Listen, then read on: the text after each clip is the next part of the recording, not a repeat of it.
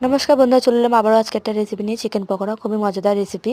এটা আপনারা সন্ধ্যেবেলা ফ্যামিলির সাথে বা বাচ্চাদেরকেও দিতে পারেন, চা বা কফির সাথে বা টমেটো সসের সাথেও দিতে পারেন।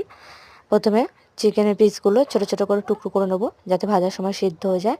এবার এর মধ্যে গ্রেট করা পেঁয়াজ কুচি, গ্রেট করা আদা রসুন ও কুচি করা লঙ্কা আর টমেটো সস আর লেবু রস দেবো। আপনারা চাইলে এখানে ভিনেগারও ইউজ করতে পারেন।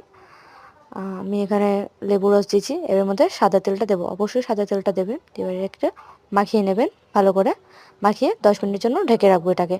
বাড়িতে অবশ্যই এটাকে একবার ট্রাই করবেন। আমি একদম সামান্য উপকরণে এটা বানাচ্ছি, আপনারাও এটা করতে পারেন।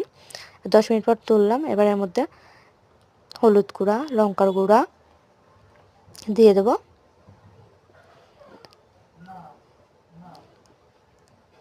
তারপর চালের গুঁড়ো দিয়ে দেবো ও বেসন দিয়ে দেবো।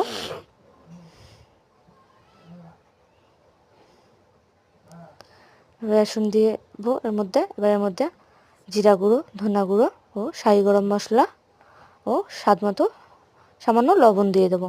যেহেতু আমি টমেটো সস দিয়েছি, টমেটো সসে লবণের পরিমাণটা থাকে, তাই সামান্য লবণ দিয়ে দেবো। দিয়ে এটাকে ভালো করে মাখিয়ে নেবো। এটা মাখানো হয়ে গেলে এবার এর মধ্যে একটা ডিম দিয়ে দেবো। ডিমটা অবশ্যই দেবেন। আমি এখানে একটা ডিমই দিলাম। এর মধ্যে ডিমটা দিয়ে এটাকে একটু ভালো করে মাখিয়ে নেবো। ভালো করে মাখিয়ে নেব। যদি দেখি এটা একটু টান টান না হয়, এবার আমাদের আবার একটু বেসন দিয়ে দেবো, একটু দিয়ে এটাকে একটু ভালো করে মাখা মাখা করে মেখে নেব, যাতে জিনিসটা মাংস পিসের সাথে ভালো করে মাখা মাখা হয়। ভালো করে মাখা হয়ে গেলে এই যে উপরে একটা লেয়ার তৈরি হয়েছে টুকরোর উপরে, এবার এটাকে ভেজে নেব। হয়তো সাদা তেল দিয়ে দিয়েছি। এর মধ্যে আমি এরকম ছোটো ছোটো করে নিয়ে কড়াইতে ছেড়ে দেবো। আপনারা যদি আমার চ্যানেলে নতুন হয়ে থাকেন, অবশ্যই লাইক কমেন্ট সাবস্ক্রাইব করবেন, পাশে থাকবেন।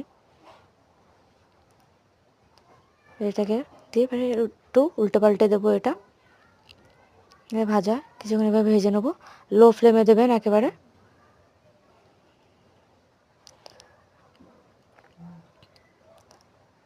আমার ভিডিও যদি আপনাদের ভালো লাগে, অবশ্যই লাইক কমেন্ট সাবস্ক্রাইব করবেন, আর কেমন হচ্ছে সবাই বলবেন।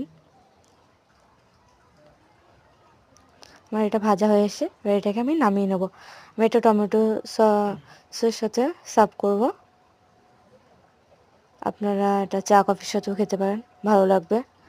আমার মেয়ে তো খুবই ভালো খেয়েছিল, আপনারা আবার করে দেখবেন, খুবই ভালো লাগবে আপনাদের। এটা দেখুন কতটা সুন্দর হয়েছে। ভিতরে মাংসটা একদম নরম হয়ে গেছে, মচমচে উপরটা আর ভিতরটা পুরো নরম।